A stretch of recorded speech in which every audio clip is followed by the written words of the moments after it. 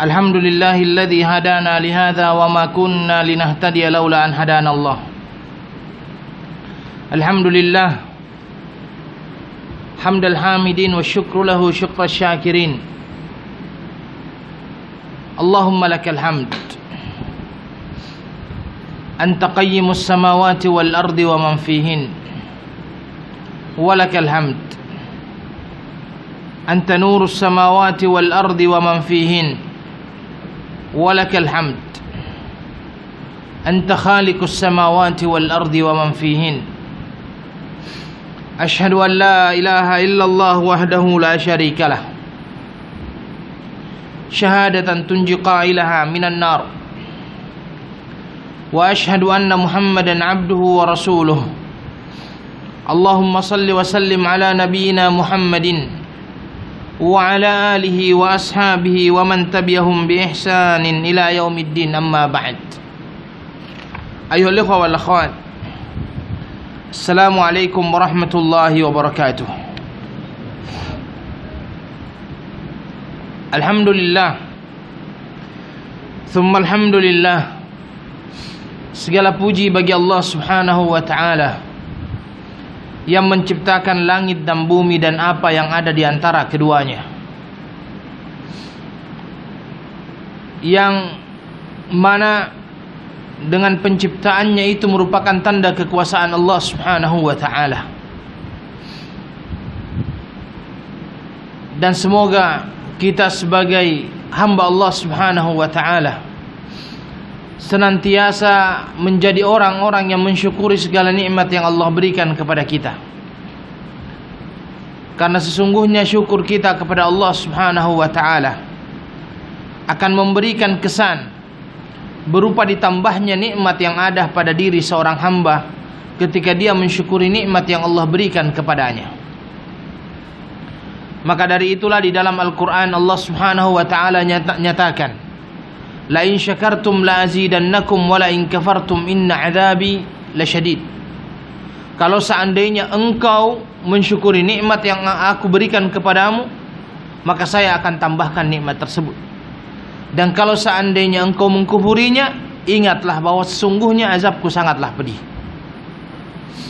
Salawat dan salam kepada Nabi besar Muhammad sallallahu alaihi wasallam, Nabi akhir zaman. Kita senantiasa berharap dan meminta kepada Allah mudah-mudahan kita dapat mengikuti sunnah-sunnah Rasulullah sallallahu alaihi wasallam. Tayyib wal ikhwah wal akhwat, kembali kita akan melanjutkan pembahasan kita dalam masalah tauhid. Dan kalau tidak salah masih kita berada di bab yang ke-19 yang kalau nggak salah masalah Khalil sudah ya. Khalil, innallaha attakhadhani khalila. Kemudian 529, muka surat 529. Thumma innahu la'ana wa huwa fi siyaqi man fa'alah was salatu 'indaha min dhalik wa illam yubna masjid wa huwa ma'na qawliha khashiya ay yuttakhadha masjidan fa inna as-sahabata lam yakunu liyabnu hawla qabrihi masjida wa kullu mawdi'in qusidatis salatu fihi faqad ittukhidha masjidan bal kullu mawdi'in yusalla fihi yusamma masjidan kama qala an-nabiy sallallahu alaihi wasallam ju'ilat liyal ardu masjidan wa tahura. Ya. Kemudian beliau Nabi sallallahu alaihi wasallam melaknat orang yang melakukannya pada saat beliau menghadapi ajal kematian. Jadi kita sudah jelaskan kemarin bahwasanya Nabi sallallahu alaihi wasallam di dalam riwayatnya itu, ya, salah satu perkataannya yang senantiasa diulang-ulang adalah la'anallahu al-yahudu wan nasara ittakhadhu kubur anbiya'ihim masajid. Allah melaknat orang-orang Yahudi. Allah melaknat orang-orang Yahudi dikarenakan mereka menjadikan masjid atau kuburan-kuburan nabi mereka sebagai masjid-masjid. Dan itu adalah hal yang senantiasa diwasiatkan oleh Nabi sallallahu alaihi wasallam. Salah satu wasiat Nabi sallallahu alaihi wasallam di akhir hayatnya untuk tidak menjadikan yang namanya kuburan ini sebagai masjid yang dijadikan sebagai tempat untuk melaksanakan ibadah ataupun melaksanakan yang namanya salat di atasnya. Dan Nabi sallallahu alaihi wasallam memulakannya dengan kata-kata la'an. La'an itu laknat, dijauhkan dari rahmat Allah Subhanahu wa taala. Ya. wassalatu indaha min dzalik wa illam yudna masjidun. Dan Nabi Shallallahu Alaihi Wasallam juga menyampaikan adanya larangan untuk melaksanakan sholat di atas kuburan walaupun di tempat itu tidak ada masjid. Walaupun di tempat itu tidak ada masjid. Akan tetapi ayyuhal ikhwah wal akhwat, ini yustathna, dikecualikan dengan melaksanakan sholat jenazah di atas kuburan yang baru dikuburkan. Kenapa? Karena Nabi Shallallahu Alaihi Wasallam pernah melaksanakannya. Di mana Nabi Shallallahu Alaihi Wasallam pada satu hari itu dia masuk ke dalam masjid, kemudian dia mencari jariyah seorang wanita yang senantiasa menyapu masjid, ya, senantiasa menyapu di dalam masjid tersebut. Kemudian akhirnya Nabi tidak melihat dia. Kemudian Nabi Shallallahu Alaihi Wasallam akhirnya bertanya kepada sahabat-sahabatnya, mana dia? Kata para sahabat, dia sudah wafat ya Rasulullah. Kemudian Nabi Shallallahu Alaihi Wasallam berkata, kenapa kalian tidak memberitahu saya? Ya, kemudian karena mereka menganggap ini artinya orangnya biasa-biasa, untuk apa memberitahu Nabi Sallallahu Alaihi Wasallam? Ya, sehingga Nabi bertanya kepada mereka, mana kuburannya? Kemudian ditunjukkan di mana kuburannya. Kemudian akhirnya Nabi Sallallahu Alaihi Wasallam melaksanakan sholat di atas kuburan tersebut. Ya, walaupun Al-Imam Syafi'i menyatakan bolehnya hanya sampai 40 hari ketika jasad belum hancur. Dan itu sama dengan yang namanya melaksanakan sholat jenazah di atas kuburan bagi orang-orang yang sudah meninggal. Tetapi kalau seandainya melaksanakan selain sholat itu, ya, maka itu dilarang oleh Nabi Shallallahu Alaihi Wasallam. Bahkan Nabi Shallallahu Alaihi Wasallam menjelaskan bahwasanya itu adalah larangan yang memang mutlak untuk tidak dilakukan akhirnya. Artinya mutlak, bahwasanya larangan itu mutlak tidak untuk dilakukan. Melaksanakan sholat di atas kuburan, walaupun di atas kuburan itu tidak ada masjid. Ya, mungkin ada yang berkata, kan di atas kuburan tidak ada masjid, Ustaz. Tetap yang dilarang itu melaksanakan sholat di atasnya, walaupun tidak ada masjid. Kalau seandainya ada masjid bagaimana? Lebih dahsyat lagi. Ya. Wa illam yubna masjidun wa huwa ma'na qauliha khasya ayyuttakhadha masjidun. Dan inilah merupakan arti ataupun makna daripada sabda Nabi Sallallahu Alaihi Wasallam, dari sabda Ummi Salamah yang mengatakan itu ditakutkan kalau seandainya akhirnya dijadikan sebagai masjid, kalau seandainya ada orang salat di sana. Fa inna as-sahabata lam yakunu liyabnu haula qabrihi masjidan, ya. Dan sahabat Nabi Sallallahu Alaihi Wasallam tidak pernah membangun masjid, tempat peribadatan di sekeliling kuburan Rasulullah Sallallahu Alaihi Wasallam. Sahabat Nabi Sallallahu Alaihi Wasallam tidak pernah melakukan itu. Bahkan para sahabat Nabi Sallallahu Alaihi Wasallam, bahkan para ulama itu sangat keras sebenarnya berkenaan dengan masalah bangunan di atas masjid ataupun bangunan di atas kuburan, ya. Bangunan sangat keras para ulama berkenaan dengan masalah bangunan di atas kuburan, baik itu dalam bentuk dapu, ya, apalagi yang namanya masjid, ya. Saya bacakan beberapa pandangan ulama, ya, baik itu ulama daripada mazhab yang paling banyak itu adalah mazhab Syafi'i, ya, berkenaan dengan masalah membangun bangunan di atas kubur. Di sini dikatakan, ya, wal ajab anna aktsara man yad'i al-ilma mimman huwa min hadhihi al-ummah la yunkiruna dhalik bal rubbama istahsanuhu wa raghabu fi fi'lihi. Ya, yang ajib katanya bahwasanya ada orang-orang yang mengaku mempunyai berilmu, itulah orang-orang yang mengingkari hal tersebut, mengingkari untuk tidak membangun yang namanya bangunan di atas kuburan. Wa rubbama istahsanuh, bahkan sebagian dari mereka malah menganggapnya itu adalah hal yang baik sahaja. Wa raghabu fi fi'lihi, bahkan memotivasi orang-orang untuk membangun bangunan di atasnya. Falaqad ishtaddat gurbatul Islam wa adal ma'rufu munkaran wal munkaru ma'rufan. Di sini beliau mengatakan bahwasanya di sini akhirnya kita lihat bahwasanya Islam itu semakin hari semakin asing. Wa adal ma'rufu munkara, dan kita lihat yang namanya ma'ruf menjadi sebuah kemungkaran, sedangkan kemungkaran seolah-olah adalah sebuah ma'ruf. Was sunnatu bid'ah wal bid'atu sunnah. Sunnah dianggap bid'ah, bid'ah dianggap sunnah. Nasha ala hadha as-saghir wa harama alaihi al-kabir. Ya, muncul dari hal-hal yang kecil sehingga hal-hal yang besar akhirnya mereka dapatkan. Qala Syekhul Islam rahimahullah. Kalau Syekhul Islam berarti Ibnu Taimiyah. Amma bina'ul masajid 'alal kubur, sedangkan pembangunan masjid di atas kubur, faqad sarraha 'alaihi 'ammatut tawaif bin nahyi anhu. Banyak golongan, kelompok daripada ulama yang melarang hal tersebut, mutaba'atan lil ahadits sahihah, untuk mengikuti hadis-hadis yang sahih. Wa sarraha ashabuna wa ghairuhum min ashabi Malik wa Syafi'i bitahrimihi. Bahkan sahabat-sahabat daripada Imam Malik dan Imam Syafi'i menjelaskan tentang keharamannya. Ya, qala wala raiba fil qat'i bitahrimihi. Menurut Imam Ibnu Taimiyah, dan ini tidak bisa diragukan lagi tentang keharamannya. Kemudian beliau sebutkan yang namanya hadis. Qala Ibnul Qayyim rahimahullahu ta'ala, yajibu hadmul qubab allati bunyat alal kubur liannaha ussisat ala maksiatir rasul. Wajib untuk kita,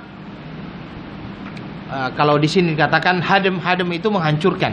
Kubab, bangunan yang ada di atas yang besar, di atas kuburan, liannaha ussisat ala maksiatir rasul, karena itu berdasarkan kemaksiatan kepada Rasulullah sallallahu alaihi wasallam.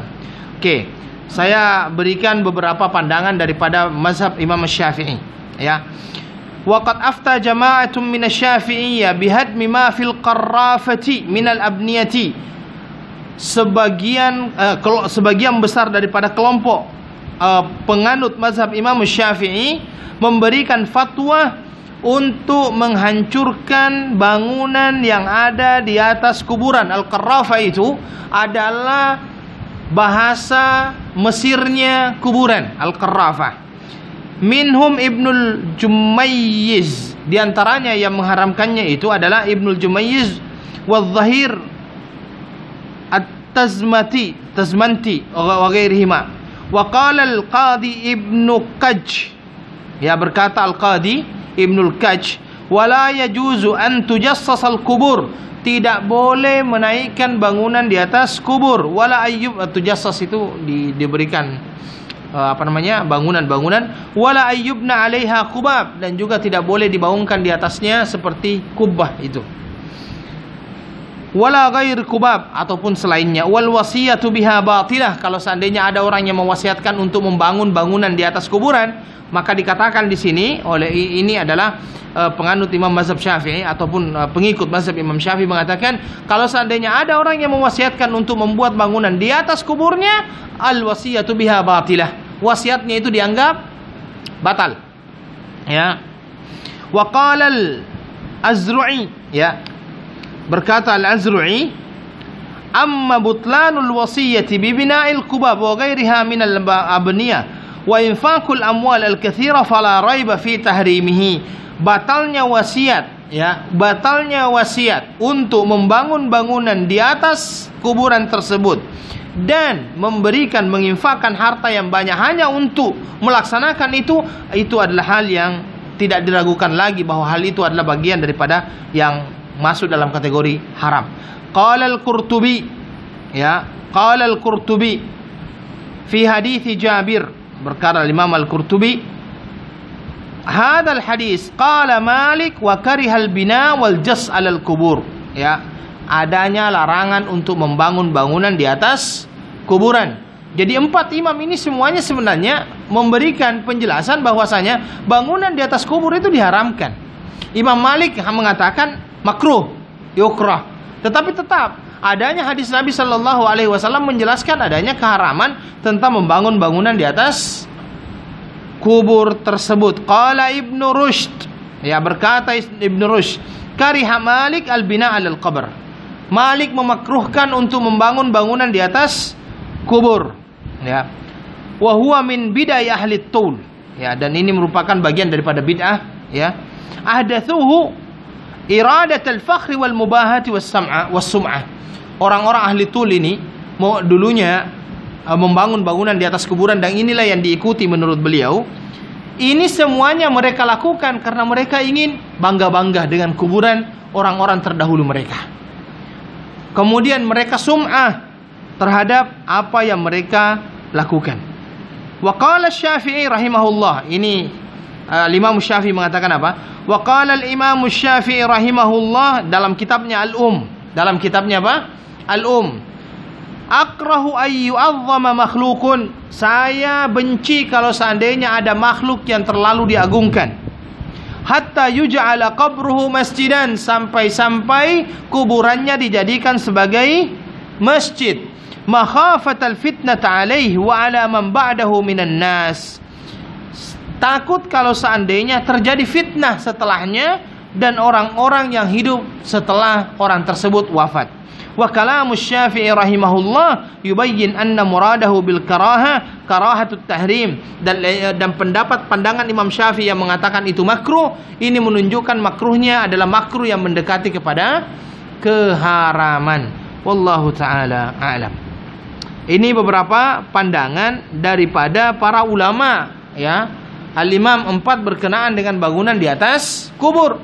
Makanya saya katakan, membangun bangunan di atas kubur itu memang oleh ulama ataupun para mazhab yang 4 ini, itu paling tidak mereka memakruhkan. Dan makruhnya itu bukan makruh tanzih, tetapi makruh tahrim, yang memang sudah dekat dengan masalah pengharaman. Karena kenapa? Menurut mereka ditakutkan kalau seandainya setelah adanya kematian dan setelah dia dikuburkan, kuburnya nanti ini akhirnya disembah, diagungkan.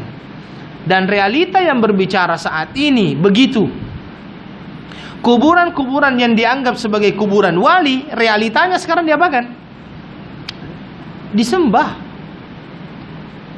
Paling sedikit pun orang melaksanakan ibadah di tempat itu. Dan ketika mereka melaksanakan ibadah di tempat itu, mereka sudah tidak peduli lagi mana kiblat, mana yang bukan kiblat. Dan selanjutnya, kadang-kadang kan, mohon maaf, kuburan-kuburan yang dianggap sebagai kuburan wali ini di sampingnya ada masjid biasanya.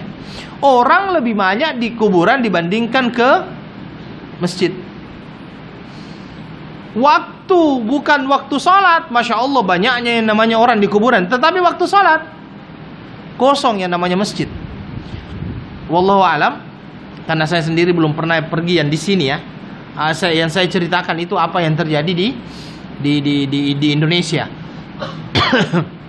Apa yang terjadi di Indonesia. Dan saya kira ada beberapa di antara kita yang pernah melihat secara langsung bagaimana kegiatan mereka. Ya, pernah melihat secara langsung bagaimana kegiatan mereka. Kita lihat bahwasanya orang-orang yang berada di dekat-dekat kuburan tersebut, orang lebih banyak pergi ke kuburan dibandingkan ke masjid. Orang membaca membaca Quran itu sudah bukan di masjid lagi, tetapi di mana? Kuburan. Dan inilah yang ditakutkan oleh Rasulullah sallallahu alaihi wasallam. Ya, inilah yang ditakutkan oleh Rasulullah sallallahu alaihi wasallam. Akhirnya yang namanya masjid kosong, kuburan malah ramai. Padahal seharusnya kuburan itu sepi, kosong, masjidnya yang ramai. Makanya Nabi sallallahu alaihi wasallam itu menyuruh kita untuk melaksanakan sholat sunnahnya itu di mana? Di rumah. Kenapa? Agar rumah kita ini tidak seperti kuburan. Ya, tidak seperti kuburan. Karena yang namanya kuburan tidak boleh sholat di atasnya. Kalau seandainya ada rumah yang tidak pernah di dalamnya disolati, sama dengan kubur. Kan begitu maksud Rasulullah sallallahu alaihi wasallam. Taib. Wa kullu mawdi'in qusidat as-salatu fihi faqad ittakhadha masjidan. Semua tempat yang dimaksudkan di atasnya untuk melaksanakan salat, maka itu adalah bagian daripada masjid. Maka di sini kenapa Nabi Shallallahu Alaihi Wasallam melarang untuk melaksanakan sholat di atas kubur walaupun belum ada masjidnya? Karena bagi Nabi Shallallahu Alaihi Wasallam, ya, Nabi mempunyai keistimewaan. Keistimewaannya apa? Seluruh tanah itu bisa menjadi masjid bagi Rasulullah Shallallahu Alaihi Wasallam. Dan kalau seandainya orang-orang sudah mulai melaksanakan sholat di atas kubur, melaksanakan satu, akhirnya menjadi dua, menjadi tiga, menjadi empat, lama kelamaan, memang akhirnya mereka berpikiran untuk membuat masjid di tempat tersebut. Dan inilah yang dilarang oleh Rasulullah sallallahu alaihi wasallam. Bal kullu mawdi'in yusalla fihi yusamma masjidan. Bahkan setiap tempat yang mana kita melaksanakan sholat di atasnya itu dinamakan dengan masjid. Karena Nabi Shallallahu Alaihi Wasallam menyatakan, ju'ilat liyal ardu masjidan tahura. Sesungguhnya Allah menjadikan bagiku yang namanya tanah ini sebagai masjid dan juga tahur, tempat untuk bersuci. Maksud daripada masjid dan tempat bersuci ini bahwa seluruh tempat di atas muka bumi ini adalah bisa dijadikan sebagai tempat untuk melaksanakan sholat bagi seorang muslim, pengikut Rasulullah Shallallahu Alaihi Wasallam. Kecuali ada beberapa tempat yang memang dilarang. Pertama diantaranya adalah kuburan.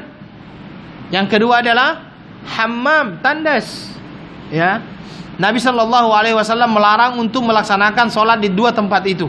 Sebagian riwayat yang menyebutkan 7, termasuk diantaranya kandang onta, kemudian tempat sampah, tempat orang berlalu lalang. Ini bagian-bagian yang dilarang oleh Nabi Shallallahu Alaihi Wasallam untuk melaksanakan sholat di atasnya.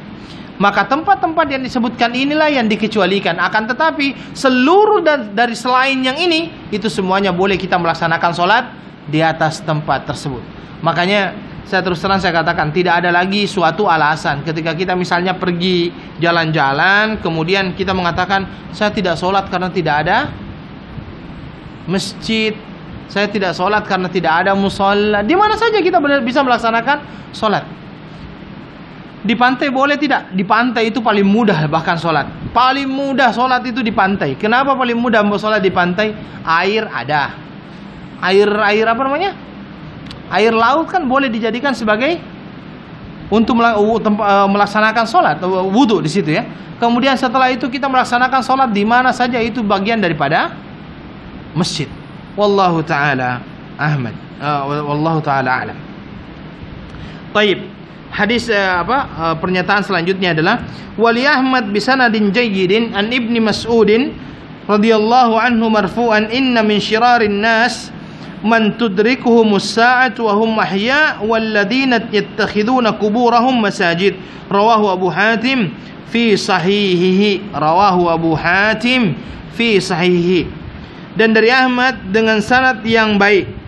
Ya, dari Ahmad, Al-Imam Ahmad dengan sanad yang baik, beliau sebutkan ya, diriwayat bahwasanya dari Abdullah bin Mas'ud radhiyallahu anhu marfu, ya, kalau marfu berarti sampai kepada Rasulullah sallallahu alaihi wasallam. Ya. Sesungguhnya diantara seburuk-buruknya manusia adalah orang-orang yang pada hari kiamat datang mereka dalam keadaan hidup. Ayo ikhwah wal akhwat, pernah kita singgung sebelumnya bahwa orang yang paling buruk yang ada di muka bumi ini adalah orang-orang yang mendapati hari kiamat. Orang yang mendapati hari kiamat. Kenapa mereka bisa dikatakan sebagai orang yang buruk? Karena pada waktu hari kiamat itu, memang pada saat itu sudah tidak disebutkan lagi nama Allah di dalamnya. Orang sudah tidak mengerti lagi dan tidak menjalankan ibadah kepada Allah Subhanahu wa ta'ala. Maka orang yang paling buruk itu adalah orang yang tinggal dan keadaan dan hari kiamat terjadi. Maka dari itulah jangan sampai ada yang berdoa untuk dihidupkan sampai hari kiamat. Itu doanya iblis, ya. Hanya iblis yang berdoa untuk dipanjangkan umurnya sampai hari kiamat. Manusia jangan pernah berdoa untuk dipanjangkan umurnya sampai hari kiamat. Karena orang yang terburuk yang hidup di muka bumi ini adalah siapa? Mereka yang mendapati hari kiamat. Mereka-mereka yang mendapati hari kiamat itu termasuk orang-orang yang paling buruk. Karena memang pada hari itu sudah tidak disebutkan lagi nama Allah. Orang sudah tidak lagi memperdulikan mana yang halal, mana yang haram. Orang sudah tidak memperdulikan lagi yang namanya perintah Allah Subhanahu wa ta'ala. Dalam riwayatnya memang kiblat ataupun Ka'bah itu kan hancur menjelang hari kiamat. Maka orang-orang yang tinggal pada hari kiamat itu adalah orang-orang yang terburuk. Yang kedua yang masuk juga dalam kategori orang-orang yang terburuk adalah siapa? Orang-orang yang menjadikan kuburan sebagai tempat peribadatan. Dan ternyata Nabi Shallallahu Alaihi Wasallam menyamakan mereka dengan yang pertama tadi, yaitu orang yang hidup pada waktu terjadinya hari kiamat, kalau seandainya orang seburuk-buruk manusia, salah satunya adalah orang yang hidup pada waktu hari kiamat terjadi, maka itu adalah hal yang sangat buruk. Dan Nabi menyamakan hal tersebut dengan orang-orang yang menjadikan masjid sebagai tempat peribadatan ataupun menjadikan kuburan sebagai tempat peribadatan. Dan berkali-kali kami sampaikan sebelumnya, ayyuhal ikhwah wal akhwat, ya, bahwasanya kuburan ini merupakan fitnah yang paling besar, termasuk salah satu fitnah yang paling besar yang menimpa umat ini. Dan biasanya yang namanya kuburan ini, ya, yang pernah kami sampaikan sebelumnya, kadang-kadang dianggap bukan seperti berhala-berhala yang lainnya. Ya, yang namanya kuburan ini kadang-kadang dianggap tidak seperti dengan berhala yang lainnya. Orang kalau datang membawa sesajen ataupun membaca kuburan di bawah pokok, orang langsung mengatakan ini orang lagi melakukan kesyirikan. Biasanya kan seperti itu. Kalau seandainya dia membaca Al-Quran di pantai sendirian malam-malam, orang mengatakan ini orang lagi menuntut ilmu hitam kah atau apa, misalnya begitu kan. Tetapi kalau seandainya ada orang yang membaca Al-Quran di kuburan, biasanya orang mengatakan bagus, ya kan? Ini orangnya baik. Sehingga kadang-kadang yang namanya kuburan ini betul-betul seolah-olah ketika orang datang ke sana itu tidak ada apa-apanya. Bahkan kadang-kadang dengan alasan ataupun dengan kata-kata ini untuk mengingatkan kita kepada kematian, akhirnya mereka melakukan berbagai macam hal, ya, yang berkenaan dengan masalah ibadah di samping kuburan. Bahkan kadang-kadang tanpa mereka rasakan masuk ke dalam kesyirikan, dan mereka tidak merasakan itu. Mereka tidak merasakan itu. Ya, saya sendiri pernah melihat, ya, dengan mata kepala sendiri. Kuburannya siapa? Parameshwara namanya, Parameshwara yang di atas Fort Canning itu, ya. Saya pernah ke sana sekali. Kemudian tiba-tiba ada orang yang tawaf. Ada orang yang tawaf di situ. Ada yang tawaf. Suami istri. Ada orang yang tawaf suami istri. Saya waktu itu awalnya tidak menyangka kalau itu adalah kuburan, ya kan. Tetapi setelah itu ada bacaannya, ya, Parameshwara. Subhanallah, saya bilang, astagfirullah, naudzubillah min dzalik. Ini orang sudah tawaf di situ, padahal itu nggak dianggap sebagai wali, kan. Yang saya tahunya dia hanya masuk Islam, ya, sempat masuk Islam, ya. Tetapi itu pun sudah dijadikan orang sebagai tempat untuk tawaf. Tapi setelah saya tanya orang yang tawaf itu, mohon maaf, dia bukan Islam ternyata. Dia dari bangsa yang namanya hampir sama dengan kata-kata Parameshwara itu. Ya kan? Jadi dia tawaf di situ. Dia keliling 7 kali. Saya bilang, tidak jauh beda dengan orang-orang yang senantiasa melaksanakan tawaf di kuburan, ya. Dan ini memang adalah fitnah yang sangat besar. Maka kalau kita pikir, ya, kenapa Nabi Shallallahu Alaihi Wasallam di awal Islam melarang orang-orang untuk ziarah kubur? Kan Nabi melarang awalnya. Saya lihatnya Nabi Shallallahu Alaihi Wasallam melarang orang-orang di awal mereka masuk Islam untuk menziarahi kubur, agar jangan sampai mereka mengadakan kesyirikan di kuburan tersebut, sedangkan iman mereka belum kuat, belum mantap. Makanya hadis yang berkenaan dengan masalah ziarah kubur itu, beliau mengatakan begini, kuntu nahaitukum an ziyaratil kubur. Saya dulu pernah melarang kalian untuk ziarah kubur. Adanya larangan tersebut, ya, dikarenakan belum mantapnya iman para sahabat Nabi Shallallahu Alaihi Wasallam pada saat itu. Karena mereka adalah orang-orang yang baru masuk Islam. Nanti setelah mereka sudah mantap keimanannya, Nabi Shallallahu Alaihi Wasallam mengatakan, ala fazuruha. Sekarang silahkan ziarahi, ya, silahkan ziarahi. Yang pernah kita sampaikan juga bahwa yang menjadikan ataupun terjadinya kesyirikan pertama kali adalah karena apa? Ghulu fis salihin. Mereka buatkan di atas kuburan mereka patung-patung mereka, yang akhirnya mereka sembah. Dan inilah yang ditakutkan oleh Rasulullah Sallallahu Alaihi Wasallam. Makanya kalau pergi ke kuburan, ya, tidak perlu lama-lama sebenarnya, kan. Tidak perlu lama-lama, masuk, doakan, selesai. Beri salam, ya, beri salam, masuk, doakan, selesai. Tidak usah berlama-lama di atas kuburan. Karena fitnah, salah satu fitnah yang besar yang terjadi bagi umat ini adalah apa? Menjadikan kuburan tersebut sebagai tempat untuk berdoa. Wallahu ta'ala a'lam. Taib, ini yang berkenaan dengan bab yang ke-19. Sekarang kita akan masuk ke bab yang baru. Ya. Kita masuk ke bab yang baru. Bab yang barunya di halaman 555.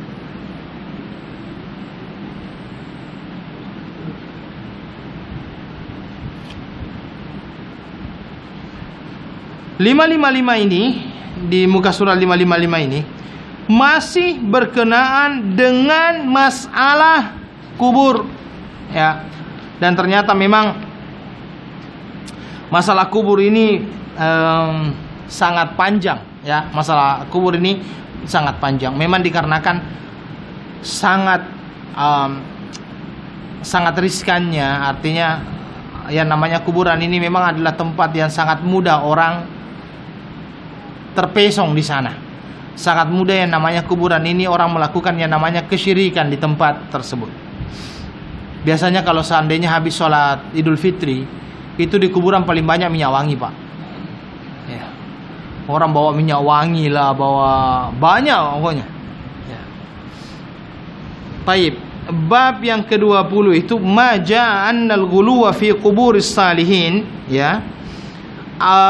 Yusayyiruha awthanan tu'bad min dunillah. Bab keterangan bahwa sikap berlebih-lebihan gulu terhadap kuburan orang saleh akan menjadikannya sebagai berhala yang disembah selain Allah. Saya kira apa yang menjadi bab ini sudah menjadi jelas bagi kita, dan itu sudah kita lihat dan kita perhatikan dengan seksama bahwasanya banyak kuburan-kuburan sekarang yang memang sudah dianggap sebagai wathan ataupun tempat untuk menyembah, ya, berhala yang disembah selain kepada Allah Subhanahu wa taala. Ayo wal akhwat. Ya.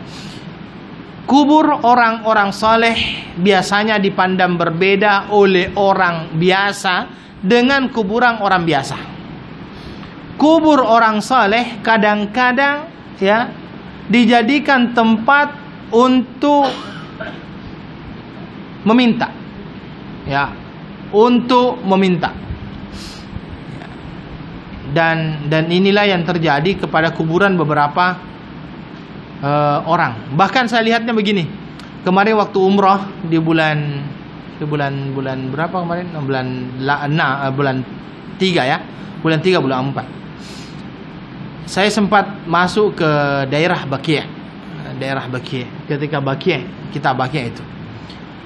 Ketika masuk di Baqi' itu sama Pak Sukiman waktu itu, ya. Ketika masuk di Baqi', ada memang pembicaraan di antara orang-orang yang masuk itu, karena yang masuk ini ratusan bahkan ribuan, dan mereka akhirnya queue kan masuk. Yang saya dengarkan pembicaraan yang terjadi ini bukan orang Indonesia yang berbicara, ya, bukan orang Melayu yang berbicara. Yang berbicara adalah antara orang Arab sendiri. Ini orang Arab. Mesir, ada dari Tunis, ada Suria. Pembicaraan mereka adalah kadang-kadang mereka mencari kuburan beberapa sahabat yang mereka khususkan. Mana kuburannya Abu Hurairah? Kami mau datang ke sana. Mana kuburannya Ali? Mana kuburannya? Banyak pertanyaan-pertanyaan mereka itu seolah-olah mereka ingin menghususkan satu kuburan tertentu untuk mereka datangi. Penghususan inilah awalnya yang akhirnya menjadikan mereka lama-kelamaan bisa saja menyembah kuburan tersebut. Apalagi kalau seandainya sudah dibumbui dengan, karena bumbunya kadang-kadang banyak, ya, dibumbui dengan berbagai macam keberhasilan. Dan itu yang terjadi. Jadi di Indonesia itu ada istilahnya program keliling Wali Songo, kuburan Wali Songo, ya. Program dan bukan hanya Indonesia, saya lihatnya dari Singapura pun banyak, ya. Yang sering menjadi pembicaraan orang-orang yang sudah keliling ini, kadang-kadang mereka ada bumbunya. Oh, alhamdulillah, semenjak saya keliling Wali Songo ini, rezeki masya Allah berlimpah. Saya mau lagi lah tahun depan. Bumbu-bumbu inilah yang akhirnya awalnya kan mungkin cari keberkahan, oke, tabarruk. istilahnya kan tabaruk, cari keberkahan. Keliling, kemudian setelah itu dia dapat kesuksesan. Kemudian dikait-kaitkanlah dengan keliling untuk ziarah tersebut dengan kesuksesan yang dia dapatkan. Akhirnya lama-kelamaan yang terjadi adalah menjadikan orang-orang yang ada di sekitar orang tersebut berpikiran yang sama. Mungkin kalau seandainya saya akan sukses. Akhirnya dia pun melaksanakan, sukses juga. Dia melaksanakan, sukses juga. Orang yang tidak melakukan, mungkin dia berpendapat, saya tidak mau lakukan lah, apa ini semuanya. Ternyata bisnisnya makin hari makin teruk. Muncullah pandangan orang lain. Makanya tidak mau ikut keliling ziarah Wali Songo. Makanya bisnisnya jatuh. Awalnya seperti itu awalnya. Tetapi lama-kelamaan kalau itu akhirnya terus-menerus tersebar, jadilah yang namanya kuburan tersebut sebagai sesembahan yang disembah. Orang akhirnya kan menggantungkannya kepada situ. Ya. Orang menggantungkannya di situ akhirnya. Ziarah para kuburan wali ini akan mendatangkan keberkahan tersendiri bagi usaha mereka. Akhirnya kalau seandainya mau berusaha, mereka tidak akan pernah berusaha sebelum keliling dulu. Ini terjadi atau tidak? Ya, terjadi. Ini terjadi. Dan saya kira bukan hanya di Indonesia, di sini pun demikian. Di sini pun demikian. Ya, di sini pun demikian. Masuk lagi bumbu-bumbu yang lainnya. Ya, kalau yang di sini yang saya tahunya kan, ketika ingin membuat jembatan layang, kemudian kan sebenarnya pemerintah Singapura ingin menggeser masjid tersebut. Yang saya tahunya ya, mau menggeser masjid itu, kemudian ketika ada bulldozer katanya, mengangkat bulldozernya yang terbalik, itu tambah lagi tuh. Itu bumbunya itu tambah, yakin mereka, Masya Allah, kalau begitu memang ini orang hebat ini. Orang tambah banyak datang ke sana. Inilah yang akhirnya kalau seandainya gulu berlebih-lebihan terhadap kuburan orang-orang saleh ini, lama-kelamaan orang saleh itu akhirnya disembah. Lama-kelamaan, mungkin ada orang yang mengatakan, siapa bilang kami sembah? Kami datang hanya untuk ziarah awalnya. Tetapi dengan banyaknya bumbu-bumbu seperti itu, lama-kelamaan, ya kalau seandainya orang sekarang mengatakan belum menyembah, bagaimana dengan orang yang setelahnya? Ada tidak yang bisa menjamin bahwa pikiran mereka sama dengan pikiran orang yang ada sekarang ini? Tidak ada yang bisa menjamin. Dan itu yang terjadi. Awalnya seperti itu. Coba tapi benarkah ya? Benar itu yang diangkat dengan bulldozer tidak bisa kan? Ya kan, akhirnya bulldozernya ini saya katakan menambah masalah ini tambah besar dan tambah berat, karena orang tambah yakin, Masya Allah, ini memang adalah hal yang luar biasa ini yang dipunya. Saya sampai ke Surabaya, kadang-kadang ditanya oleh teman, pernah ke makam ini? Saya bilang, saya sendiri selama 9 tahun di Singapura belum pernah sekalipun masuk ke situ, menginjakkan kaki pun tidak pernah. Saya pun tak pernah tahu. Ya kan? Karena memang saya lihatnya ini adalah hal yang banyak diziarahi oleh orang-orang. Tetapi al-ghulu, berlebih-lebihan terhadap sikap kita yang berlebih-lebihan terhadap satu kuburan, lama-kelamaan kuburan tersebut akhirnya disembah selain Allah Subhanahu wa taala. Baik. Rawa Malik fil Muwatta. Ya, rawa Malik fil Muwatta. Al-Imam Malik, salah seorang imam yang 4. Kalau yang imam yang 4 siapa aja? Imam Abu Hanifah. Yang kedua Imam Malik. Yang ketiga Imam Syafi'i. Dan yang keempat Imam Syafi'i, Imam Ahmad bin Hanbal.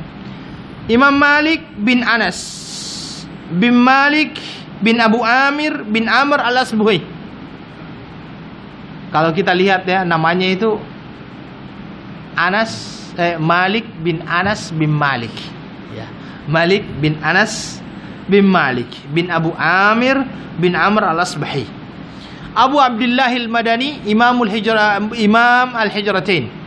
Ya, Darul Hijrah, Imam Madinah, karena beliau memang tinggal di Madinah. Salah satu daripada 4 imam dan perawi hadis dalam kitabnya Al-Muwatta. Kitab Al-Muwatta ini adalah kumpulan hadis-hadis daripada Imam Malik dan muridnya, yaitu Al-Imam Syafi'i, menghafalkan kitab Muwatta ketika umurnya baru 10 tahun kalau tidak salah. Dia sudah hafal yang namanya kitab Al-Muwatta lil Imam Malik. Oke. Imam Malik ini usianya mencapai 90 tahun. Lama, alhamdulillah, dia diberikan oleh Allah Subhanahu wa taala umur yang sangat panjang.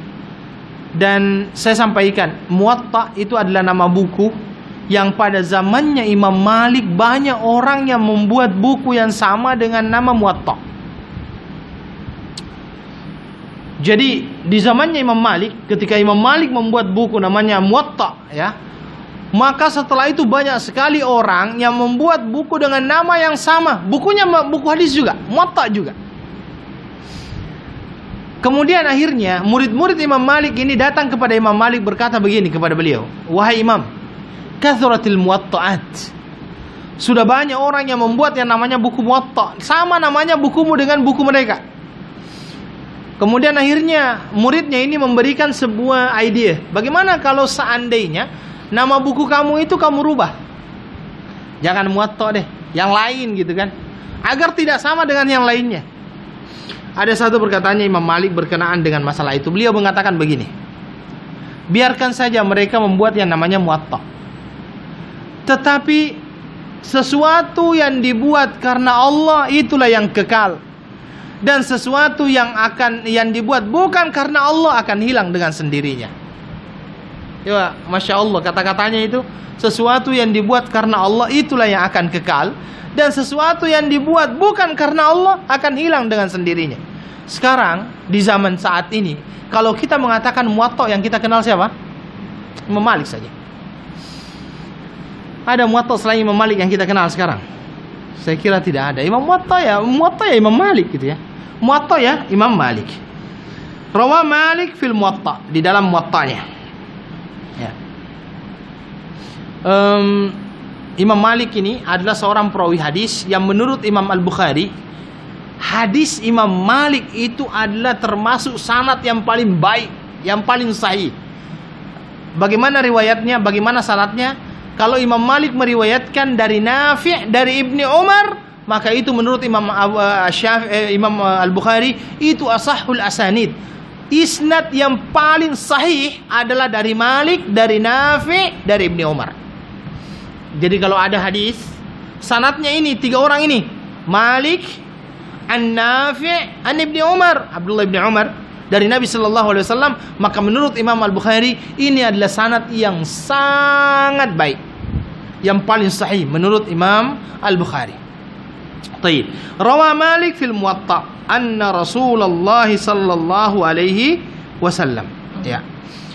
Sebenarnya kalau di dalam riwayatnya dikatakan rawa Malik fil Muwatta anna Rasulullah sallallahu alaihi wasallam, ini hadis tidak tersambung karena Imam Malik kan bukan sahabat. Tetapi di sini Imam Malik mengatakan rawa Malik fil Muwatta anna, langsung kepada Rasulullah sallallahu alaihi wasallam, sehingga hadis ini oleh ulama dikatakan dia termasuk mursal. Ya, mursal, tapi sebenarnya berasal dari Zaid bin Aslam dari Atha bin Yasar, bahwasanya Rasulullah sallallahu alaihi wasallam bersabda. Apa yang disabdakan oleh Nabi sallallahu alaihi wasallam? Beliau mengatakan,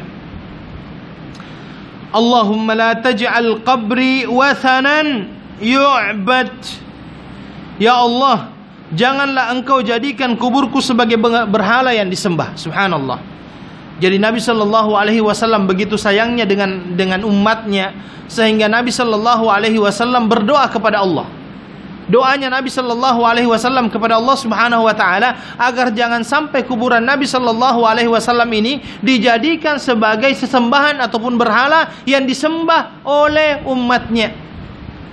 Ini kan bentuk kasih sayang Nabi sallallahu alaihi wasallam kepada umatnya. Karena kalau seandainya itu tidak didoakan oleh Nabi sallallahu alaihi wasallam, besar kemungkinan yang namanya kuburan Nabi juga sama dengan kuburan-kuburan yang lainnya. Antum pernah lihat tidak menjelajah jazirah itu, perjalanan ada sebuah ada sebuah acara di televisi itu yang jejak Rasul. Saya mau tanya, kalau antum lihat jejak Rasul, seluruh yang dikatakan sebagai kuburan Nabi ada tidak tanpa bangunan? Saya kira tidak ada ya. Semuanya ada bangunannya. Dan kadang-kadang bangunannya itu lebih besar daripada kuburannya. Dan salah satu doa Nabi Shallallahu Alaihi Wasallam, doanya adalah, ya Allah, jangan sampai Engkau jadikan kuburanku sebagai berhala yang disembah. Dan menurut Ibnul Qayyim, apa yang didoakan oleh Nabi Shallallahu Alaihi Wasallam, ya, itu dijawab oleh Allah Subhanahu Wa Taala. Bagaimana Allah menjawabnya? Sekarang kuburan Nabi Shallallahu Alaihi Wasallam itu dikelilingi oleh 3 pagar, tembok. Ya, jadi saya nggak ada ini ya. Jadi kuburan Nabi Shallallahu Alaihi Wasallam itu Nabi Shallallahu Alaihi Wasallam dikuburkan di mana? Di dalam biliknya Aisyah radhiyallahu anha. Kemudian di dalam kuburan tersebut ada 2 orang sahabatnya, yaitu siapa? Abu Bakar dengan Umar radhiyallahu anhuma. Menurut para ahli sejarah, kuburannya itu Nabi di depan, kemudian 2 ini berdampingan, yaitu Abu Bakar dengan Umar. Ada sebagian ahli sejarah mengatakan dia berdampingan 3. Nabi dulu, kemudian Abu Bakar, kemudian Umar radhiyallahu anhuma. Oke. Tetapi setelah kuburan tersebut ada tembok. Temboknya berbentuk segitiga. Ya. Dan itu ada 3 tembok yang menghalangi daripada peribadatan kepada kuburan Rasulullah Sallallahu Alaihi Wasallam. Sehingga dengan adanya 3 tembok ini, menurut para ulama ini menjelaskan bahwasanya kuburan Nabi Sallallahu Alaihi Wasallam bukanlah arah di mana kaum muslimin melaksanakan sholat menghadap kepada kuburan tersebut, karena kuburan itu sendiri sudah ditembok dengan 3 tembok yang besar-besar yang menjadikan tidak mungkin kita akan menghadap kepada kuburan Nabi Shallallahu Alaihi Wasallam ketika kita melaksanakan sholat. Tapi yang kedua juga saya mau katakan, alhamdulillah ya, alhamdulillah berkat usaha daripada pemerintah Saudi Arabia, ya, berkat usaha dari pemerintah Saudi Arabia yang senantiasa menjaga kemurnian tauhid ini, alhamdulillah sampai saat ini kuburan Nabi Shallallahu Alaihi Wasallam tidak ada satupun orang yang dengan sengaja datang ke sana menyembah dan menangis dan itu dibiarkan. Tidak ada. Ya, kita berterima kasih dari satu sisi itu. Ya. Walaupun memang banyak orang yang mencoba untuk mengkritik Saudi ya, tapi terus terang saya katakan, satu-satunya negara yang menjalankan hukum Islam, syariat Islam secara menyeluruh. Saya kira Brunei belum seluruhnya ya. Wallahu alam juga kalau Brunei sekarang. Satu-satunya negara Islam yang menjalankan syariat Islam secara menyeluruh itu siapa? Saudi Arabia. Satu-satunya negara yang sampai saat ini masih menggratiskan free belajar mulai dari tingkatan paling rendah sampai tingkatan yang paling tinggi masih free. Sampai yang namanya PhD itu pun free di sana. Bahkan orang yang belajar dikasih gaji. Itu kan saya kira tidak terjadi kecuali di negara Timur Tengah.